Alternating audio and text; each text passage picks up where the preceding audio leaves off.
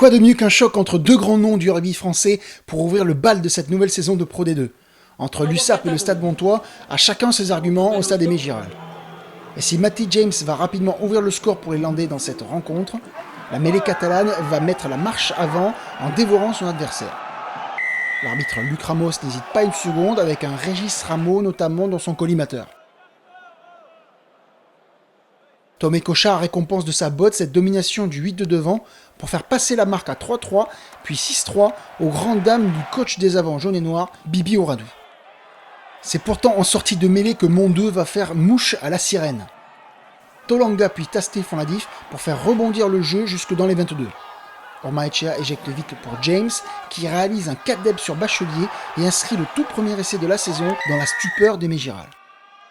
On revoit sous un autre angle la superbe initiative de la troisième ligne montoise à l'origine de cet essai que concrétise puis transforme le capitaine Matty James himself.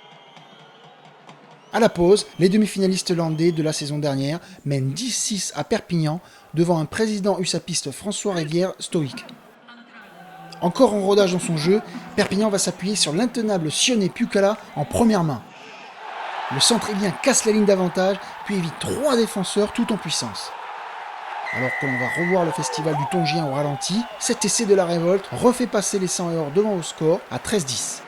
Après Moudziou en première mi-temps, Bretous écope à son tour d'un carton jaune pour Mont-de-Marsan. C'est pourtant bien Matty James qui a égalisé à 13-13. Les 20 dernières minutes vont alors être un mano à mano entre les deux équipes qui cherchent la gagne. Le pilier Ormaechea se met d'abord ici hors jeu. Sans avantage, et Cochard va convertir la pénalité du 16-13 et il reste 10 minutes à jouer. Plus indisciplinés mais meilleurs dans les airs, les joueurs de Lossuc et Auradou veulent aller chercher cette victoire à l'extérieur qui leur tend les bras.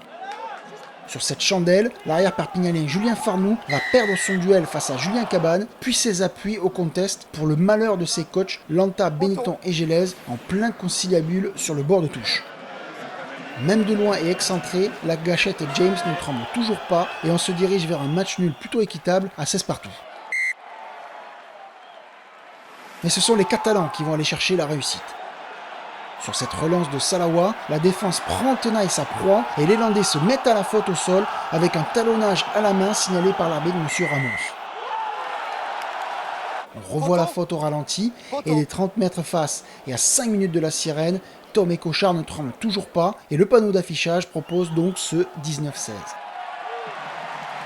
Après des séquences de conservation roussillonnaise, c'est encore le demi-démêlé qui va libérer les siens du suspense en tapant en touche et en validant un premier succès précieux pour les 100 et or sur le score de 19-16.